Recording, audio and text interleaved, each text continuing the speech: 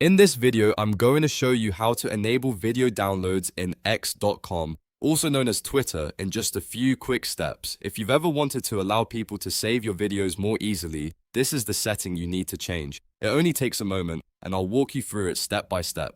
If this tutorial helps you, be sure to hit the like button and subscribe for more simple tech guides like this. Let's get started. First, open x.com and make sure you're logged into your account. On the left side navigation bar, click on More. This opens the full menu with additional account options. From there, click Settings and Privacy. This is where you'll find all of your account controls, privacy settings, and content preferences. Next, click Privacy and Safety. Inside this section, you'll see the tools that control how your account behaves and how your content is shared. Now click Audience, Media, and Tagging. This menu contains the setting that affects whether your videos are protected from downloads. Here, look for the option that says Protect your videos. If this setting is turned on, your videos are protected and downloads are restricted. To enable video downloads, simply toggle Protect your videos off.